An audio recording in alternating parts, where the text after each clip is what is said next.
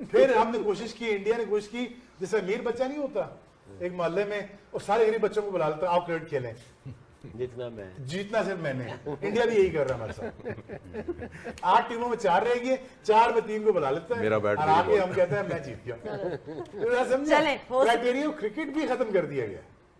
Other cricketing nations feel that BCCI or the players have become so influential and there's so much of money power that has come into the game, और उस advertising money power के बदौलत there is a lot of flexing that the Indian team can do as compared to the other teams. Bangladesh और पाकिस्तान में खासकर ये बात चलती है। See, I am at the moment no one to talk about it because मैंने अपने tenure में तो कुछ ऐसा देखा नहीं। अगर ऐसा ही कुछ होता तो then Pakistan should not have played all the games in Sri Lanka. जो हमारे को चैंपियंस ट्रॉफी पे हमारे ऊपर एक्विजिशन लगी थी कि हम सारे मैच दुबई में खेले, so it was a huge advantage. The same advantage Pakistan had this time. The same advantage. आप पूरा न्यूट्रल प्लेस, आप पूरा टूर्नामेंट अपना श्रीलंका में खेले। इंडिया की जीत के हवाले से बहुत सारे लोग ये बात कर रहे हैं। टूर्नामेंट के इब्तिदा में कहा गया कि उनके बैट्स में जो है वो रबर यूज़ होती है जिसकी वजह से वो बड़े स्ट्रोक खेलते हैं। इससे पहले भी पाकिस्तान के फॉर्मर टेस्ट क्रिकेटर ने ये कहा कि जी वो इसलिए आउट कर जाते हैं कि उनकी बॉल के अंदर चिप लगी होती है। तो जब जब इंडिया जीतती है तो हम ये चीज़ शायद डाइजेस्ट नहीं कर पाते हैं कि वो हमसे अच्छी क्रिकेट खेल रहे हैं, हम कोई ना कोई इसके अंदर एक्सक्यूजेस ढूंढते हैं।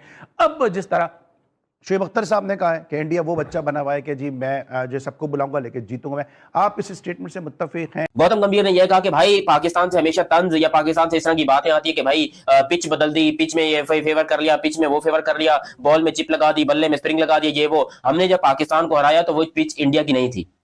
ये उन्होंने उन तमाम पाकिस्तानियों का इंक्लूडिंग इंतमामुल हक, मोहम्मद आमिर सकलैन, मुश्ताक वहाब, रियाजी से जो सारे बैठकर टीवी के ऊपर बातें कर रहे थे ना कि इंडिया जो पिच बदल देता है, इंडिया ये कर लेता है, इंडिया वो कर लेता है, उसको लेकर यहाँ पर एक बहुत बड़ा स्टेटमेंट मिला है गौतम गंभीर की तरफ से, जिसमें वो तो इंडिया तो अपने रन रेट पे पहुंच ही नहीं पा रहा था सेमीफाइनल में। इंडिया की हमने कप्तानों की बात कर लेते हैं। सूर्या, सैटनर, कप्तानी किसकी सही लगी आज के मैच में? सैटनर ने आज जय शाह की कहने पे कप्तानी की है, मैं तो ये कहूंगा। जिस तरीके से मतलब मुझे बहुत मुझे कि न्यूजीलैंड से हम कम से कम एक इस तरीके एक्सपेक्ट नहीं कर रहे थे। ठीक है इंडिया जीता है, वो जश्न मना रहे होंगे आज तो उन्होंने पता नहीं कितने जश्न मनाने हैं, पता नहीं कौन सा उन्होंने कप जीत लिया होगा। इंडिया आए ना अभी, अब नेक्स्ट वर्ल्ड कप होगा ना, मसला ये है कि भाई ये स्क्रिप्टेड था, बिल्कुल स्क्रिप्टेड था, बिल्कुल स्क्रिप्टेड था। आप अगर आज के साथ हम ऐड करेंगे शोएब अख्तर की एक स्टेटमेंट, उन्होंने बोला है कि इट्स मी, मतलब इंडिया कहे कि भाई आ जाओ आके मेरे साथ खेलो, लेकिन विनर डिसाइडेड है, विनर मैं हूँ, मेरा बल्ला होगा, मेरी पिच होगी, मेरा ग्राउंड होगा, आप लोग बस आएंगे खेलेंगे और चलते बनेंगे। जब मैं चाहूंगा गेम खत्म, इससे ज्यादा कोई नहीं बोलेगा। आप आईसीसी के सरबराह, आप हर उस जगह पे नजर आते हो कि जहाँ पे इंडिया जो है ना वो डोमिनेट कर रहा हो, इंडिया। अच्छा उसके बाद ट्रॉफी लेके आप साथ जा रहे हो। वो जो एक टेंपल की वीडियो चल रही है जिसमें सूर्या कुमार यादव और गौतम गंभीर और ये तीनों गए टेंपल में ट्रॉफी ले। यार आपकी जगह पे बीसीसीआई का सरबराह जाता ना तो अच्छा लगता। आप इंडिया की टीम उठा के देख लें, आप इंडिया के बारे में इतनी नेगेटिव बातें कर रहे हैं। देखें मैं बिल्कुल पॉजिटिव बात करूंगा कि जब इंडिया का मैच आप देखोगे तो आपको लगता है कि यार एक आउट होकर दूसरा आके मैच जिता देता है। उनकी टेक्निक भी अच्छी है, उनका स्ट्राइक रेट भी अच्छा है, उनकी पावर भी अच्छी है, उनका बैलेंस अच्छा है, बैटिंग करते हैं तो उनकी बॉलर की एक्यूरेसी बहुत अच्छी है, फिटनेस के हिसाब से बहुत अच्छे हैं, फील्डिंग में एक्स्ट्राऑर्डिनरी उनकी एफर्ट होती है। तो ये सारी चीज़ें काउंट करती हैं और आप पाकिस्तान टीम में चीज़ें नज़र नहीं आती। पाकिस्तान टीम बॉलिंग में भी लैग कर रही है, एक लाइन और लेंथ पे हम लोग गेंद नहीं कर सकते, हमारे बॉलर से यॉर्कर नहीं होता। हम लोग डेथ बॉलिंग में हम लोग है ना चैनल्स पे गेंद करते हैं जहाँ पे हम लोग छक्के खाते हैं, 4 छक्के लग जाते हैं हमारे प्राइम बॉलर को।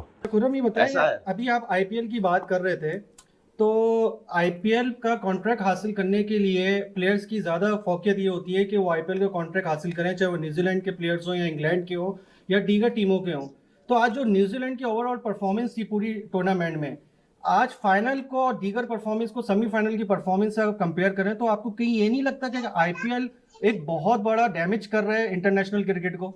या इसको ऐसा कह लें जो विकेट बनाई गई थी, आप समझते हैं फाइनल में इस तरह की विकेट बनाई जानी चाहिए थी कि इतने हाई स्कोरिंग मैच हो? दोनों टीमों के लिए थी ना विकेट जी, ये सिर्फ इंडियन ही बैटिंग करनी थी दोनों तरफ से। बिल्कुल दोनों टीमों। लेकिन इंग्लैंड न्यूजीलैंड इसी बात है ना, उन्होंने आप उनको थोड़ा सा क्रेडिट उनकी जो उन्होंने क्लासिक क्रिकेट खेली है उनको देना पड़ेगा। हमारे अगेंस्ट है, हमारे हरीफ हैं और हमारा उनका एक हॉट क्रंच मैच होता है, वो सब अपनी जगह है। पाकिस्तान टीम को, लेकिन इंडिया के हवाले से भी आपने शुएब अख्तर का भी स्टेटमेंट सुना होगा कि वो अच्छा बना हुआ है कि जो बुलाता सबको है लेकिन कहता ये कि जीतूंगा मैं। क्या ये स्टेटमेंट सही है? क्योंकि जिस तरह से इंडिया क्रिकेट खेल रहा है, हमने देखा उन पर भी बुरा वक्त आया, वो भी डीप वाटर में गए अगेंस्ट यूएसए। जिस तरह सूर्य कुमार यादव खड़े हुए, उन्होंने अपने मुश्किल हालात से टीम को निकाला, तो टीम इंडिया में भी बुरा वक्त आया है, लेकिन वो हालात से वो निकले। लेकिन उसके बाद जो उन्होंने क्रिकेट खेली है वो ज़बरदस्त क्रिकेट खेली है। आप समझते हैं कि कुछ ना कुछ सस्पिशियस ऐसी चीज़ है या टीम इंडिया वाकई बहुत अच्छा खेला है? नहीं, देखें, जहाँ पे क्रेडिट डिज़र्व करता है ना, वहाँ आपको क्रेडिट देना चाहिए। भले देखें, पाकिस्तान इंडिया में बहुत ज़्यादा कॉन्फ्लिक्ट चल रहे हैं पिछले चंद महीनों में, बहुत ज़्यादा हैं, और हम अपनी इमोशनल स्टेट को साइड में रख के, अपनी ईगो को साइड में रख के और क्रिकेट और टैलेंट और स्किल की बात करें तो इंडिया की स्किल इस वक्त वर्ल्ड में सब में आगे है। देखें, कोई इतना मजाक नहीं है कि आप लगातार 2 मैचों में 250 प्लस कर दें, और इतने इजी के साथ। अगर आप बैटिंग देखें उनके बैट्समैन की उठा के, उनका बैलेंस, उनकी टेक्निक, उनकी हिटिंग, बहुत कंट्रोल के साथ हिटिंग कर रहे हैं, ओवर हिटिंग नहीं कर रहे, कंट्रोल के साथ कर रहे हैं, और बॉलर्स पूरे प्लानिंग के साथ गेम कर रहे हैं। उनकी फील्डिंग भी एक्स्ट्राऑर्डिनरी, उन्होंने सम अमेजिंग कैचेस लिए हैं, बाउंड्री पे रोप पे खड़े होकर उन्होंने कैच लेके रिले में कैचेस लिए हैं। तो ये सारी चीज़ें जो होती हैं ये स्किल के थ्रू आती है, और सालों साल इसकी आप मेहनत करते हो, आपका कोचिंग स्ट्रक्चर होता है, आपके टॉप क्लास कोचेस आपके साथ काम कर रहे हैं। इंडिया का जो हाई परफॉर्मेंस सेंटर है वो एक्स्ट्राऑर्डिनरी है। आप जो बेंगलोर, मेरी टीम में एक हमारा विकेट कीपर है जर्मनी का, वो बेंगलोर से है, तो उसने मुझे बेंगलोर की सारी चीज़ें बताई हैं जहाँ पे वो जाता है। तो मैंने उसका हाई परफॉर्मेंस सेंटर को देख के मेरी आंखें खुल गई। मैंने एनसीए में काम किया है, हमारे पास बॉलिंग मशीन है, वो पिछले 50 साल पुरानी बॉलिंग मशीन है। हमारे पास स्पिनर के लिए बॉलिंग मशीन ही नहीं है। हमारे पास विकेटें ऐसी नहीं है कि जिसमें हम दूसरी टीमों के लिए, अच्छी टीमों के अगेंस्ट प्रैक्टिस कर सकें। हमारे पास कोचेस, एवरेज कोचेस काम कर रहे हैं। एनसीए में ऐसे कोचेस हैं, मैं आपको क्या बताऊं, शायद मैंने आपको पहले ही बताया था, वो मुझे मैसेज करके कह रहे हैं कि मुझे प्लान बताओ कि ना मैंने क्या प्लान करूं।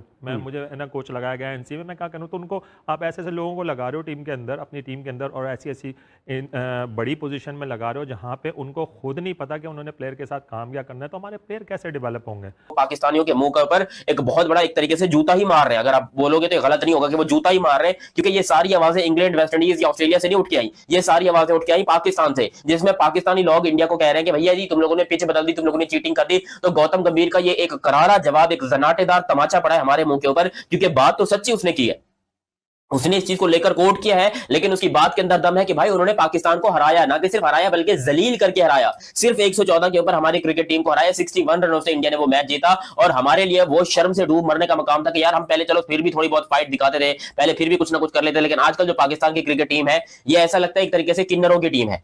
गौतम गंभीर जो है वो बैठ के पाकिस्तान टीम को पेल रहा है, और उसके बाद फिर पाकिस्तान में मीडिया में अगर आप जाके देखोगे लोग आग भगोला होगा कि गौतम ने ये बात कैसे कर दी, गौती भाई ये आपने बड़ा गलत बोल दिया, गौती भाई की वजह से हमारा खून खोल रहा है। अरे तो जाके जीतो इंडिया से जाके जीतो, मैं तुम्हारे सामने यहां पर बैठा रहूंगा, ठीक है, मैं यहां पर बैठ के बोलूंगा कि भाई हमने इंडिया को हरा दिया, मैं यहां पर तारीफ करूंगा पाकिस्तान की। मेरे मुंह से बड़ी कम सुनी होगी आप लोगों ने, क्यों? क्योंकि किस्मत ही नहीं है। हम लोग हर जगह पर जाकर जलील हो रहे हैं, हर जगह पर जाकर बेवकूफ बन रहे हैं, हर जगह पर जाकर हम एक तरीके से एक्सपोज हो रहे हैं। लेकिन अब जब तुम लोग ये बात करोगे जी पाकिस्तान क्रिकेट टीम जो है वो इंडिया में जाके और उनको हराएगी, ये करेगी, तो वो सारी चीजें अब ख्वाब बन चुकी हैं, क्योंकि अब हमारे बस में नहीं है। और इंडिया वाले हमको तुम श्रीलंका में खिलाओ, साउथ अफ्रीका में खिलाओ, इंग्लैंड में खिलाओ, ऑस्ट्रेलिया में खिलाओ, वेस्ट इंडीज में खिलाओ, जहां खिलाओ वो हमको हराएंगे, एक बार नहीं बार बार हराएंगे, बार बार आने के बाद वो हमें जलील करेंगे, और जलील करके वो ग्राउंड में वापस चले जाएंगे। मतलब कैन यू बिलीव दिस कि अब उनका कोच, प्लेयर तो चलो ठीक है अग्रेशन दिखाते हैं, और गौतम गंभीर ने ये भी बोला कि एशिया कप 2022 में जो अभिषेक शर्मा और शुभमन गिल ने यहाँ पर शाहीन आफरीदी और हारिस रऊफ के लंगड़े के लगाए, बहुत गंदे तरीके से उसको बातें सुनाई, बोला कि वो चीज बहुत अच्छी हुई है।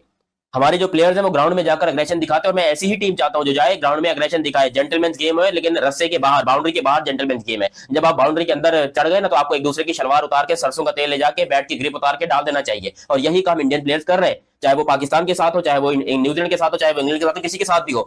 लेकिन मैं पता क्या, अगर आपको लगता है, हाँ जी, अगर शोएब अख्तर की ये सीरियस मतलब बात की उन्होंने की है संजीदा, हाँ जी, तो मेरे ख्याल में अगर ये सिचुएशन है, आप समझते हैं कि ये वाकई ऐसा हो रहा है, तो फिर आप इंडिया से क्रिकेट बॉयकॉट करते हैं, सिंपल, आप दूसरी टीमों से खेल। मुझे लगता है बॉयकॉट ही कर देना चाहिए। लेकिन एक चीज है कि इंडियन टीम बहुत ज्यादा सुपीरियर हो चुकी है, सुपीरियर, वरना एक टाइम के अंदर अब देखा जा रहा है कि 2.5 स्कोर आ रहे हैं, 200 से प्लस जा रहे हैं। मैं इंडियन प्लेयर्स की कि वो अपने आप को सेव करके कितना अच्छा खेलते हैं, जरूरी नहीं है कि मतलब 2 प्लेयर्स ऊपर से मार गए और नीचे वाले 2 आगे मस्ट आउट ही हो। हाँ। पता तब भी चलेगा जब नीचे वाले भी अपनी विकेट को सेव करते हुए मार दाड़ करेंगे। तो यही चीज है बेसिकली इंडिया के पास इस टाइम पे ये है, लेकिन वो हम देखते हैं सिर्फ वाइट बॉल में। ये चीज हम कह सकते हैं, रेड बॉल में इंडिया कहाँ पे फिर रहा है। आप ये बताएं, न्यूजीलैंड जैसी टीम, अरीशा भी बैठी हुई है, अरीशा भी इस बात कि न्यूजीलैंड 96 रन से हारा है, इतनी खराब परफॉर्मेंस। देखिए मैं आप इस पे बात करें ना, हाँ मैं इसका बिल्कुल जवाब दे सकता हूँ कि न्यूजीलैंड ने जो टॉस जीतकर पहले फील्डिंग का फैसला किया, मैं समझता हूँ वो गलत था। आप बड़े मैच में जाते हो, स्कोर जब स्कोर बोर्ड पे सेट करते हो स्क्रिप्टेड। अब ये आप कह रहे हैं कि मुझे नहीं पता कि ये कौन से मवक्किल हैं आपके जो आपको बता रहे हैं कि स्क्रिप्टेड। न्यूजीलैंड यही करेगी, ये हमारे कल के शो में आप जब बड़े मैच में आते हो ना, प्लानिंग से आते हो। आप सूर्य कुमार यादव की कप्तानी की मैं आपसे बात करूं, अगर सूर्य कुमार यादव ने देखा कि 2 ओवर में 27 रन उसको हो गए, वो अगला ओवर तीसरे में अक्षर पटेल को लेकर आ गया, अक्षर पटेल ने वहां बड़ी विकेट दिला दी एलन की। ये पावर प्ले पे इंडिया अच्छे स्ट्राइक रेट से खेल रहा था, ग्लेन फिलिप्स ने अच्छी बॉलिंग कराई, 5 या 6 रन का मैच। भाई बात ये आप कप्तानी की तो बात करो, कंटिन्यू क्यों नहीं कराया सेंटर ने? अच्छा, आप कहते हैं कि उनका फैसला गलत था, अगर वो फैसला डिफरेंट होता तो आपके अकॉर्डिंग क्या एक बात का जवाब दें, न्यूजीलैंड कभी पहले इन फ्यूचर कप लेके जा सकती है, लेके गई है पहले कभी कप लेके गई है वर्ल्ड कप। वो तो साउथ अफ्रीका भी लेके नहीं गई, साउथ अफ्रीका नहीं लेके गई, न्यूजीलैंड के पास गवा दिया।